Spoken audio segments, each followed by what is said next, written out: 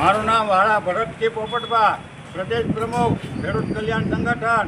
આ 26 તારીખે જે માવઠો થયો એ મહુવા અને ભાવનગર જિલ્લાની અંદર ગુજરાતભરની અંદર સૌથી વધારે જો વરસાદ પડ્યો તો એ મહુવા તાલુકાની અંદર પડ્યો. સરકારના આંકડા પ્રમાણે 14 થી 16 ઇંચ છે, પણ અમુક ગામડાની અંદર તો 18 થી 19 ઇંચ સુધીના વરસાદ પડ્યા છે.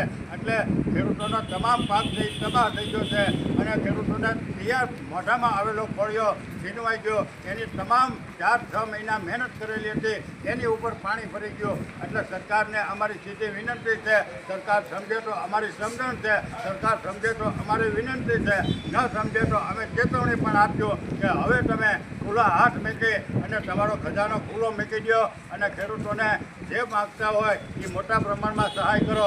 કાલ જીતુભાઈ વાઘાણી આપણે નવા કૃષિ મંત્રી આવ્યા હતા, પણ જાગૃતિના કરી અને મોટી હોટલોમાં 1200 રૂપિયાની ડીશ જમી અને સારા આશ્વાસન આપીને ખેડૂતોને વી ગયા. ધારાસભ્યના એક જ ગામ ભાદોડની અંદર 5 ખેડૂતો એ ભાજપવાળા એ તમામ મીડિયાની અંદર એની ચેનલમાં વાતો બતાવો તો એ બધા ભાજપના ખેડૂતો એને ઊભા કરી દીધા. એ તો બધા આગેવાન છે, કોઈક જિલ્લાના સભ્ય છે, કોઈક માર્કેટિંગ યાર્ડનો નેતા છે, કોઈક તાલુકાનો નેતા છે, કોઈક ભાજપના સંગઠનનો મોટો આગેવાન છે અને ખેડૂતોના નામે ધટિંગ કર્યા જીતુભાઈની હાજરીમાં એને અમે સખત શબ્દોમાં વખોડી કાઢીએ છીએ. અને જીતુભાઈ તો સાચા એને જો ગોહિલવાડની પાઘડી કાલ પહેરી છે એ પાઘડીનું તો એને માન રાખવું હોય જીતુભાઈ વાઘાણીને તો અમને ખેડૂતોને પૂરતી સહાય આપી દો. નહીં તો તમે તો અમારી ઉપર ખતરે અને અમને છેતરવાના ધંધા કર્યા તો એ હવે અમે સહન કરવાના નથી. જીતુભાઈ વાઘાણીને અમારી ખુલ્લી ચેલેન્જ છે, ભૂપેન્દ્રભાઈ મુખ્યમંત્રીને અમારી ખુલ્લી ચેલેન્જ છે કે તમે હવે અમને ખુલ્લા દિલથી હાથ તમારા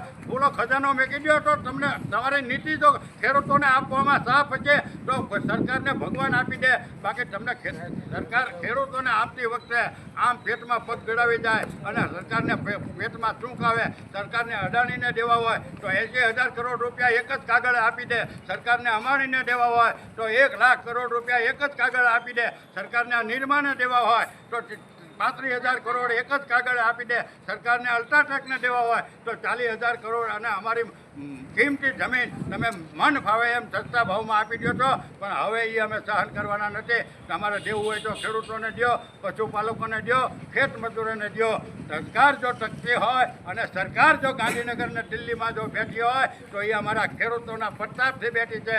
સરકાર જો એમાં નહીં હવે સમજે તો ટૂંક સમયની અંદર આવનારી તાલુકા જિલ્લા પંચાયતની અંદર અમે પણ હવે વિરોધ પક્ષના નેતાઓની જેમ ખુલ્લા મેદાનમાં નીકળવાના છીએ અને સરકારને પાડી દેવાની છે અને વિસાવદરવાળી કરવાની છે.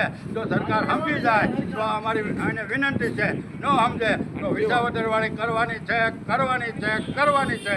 સરકારને જે થાય કરી લે.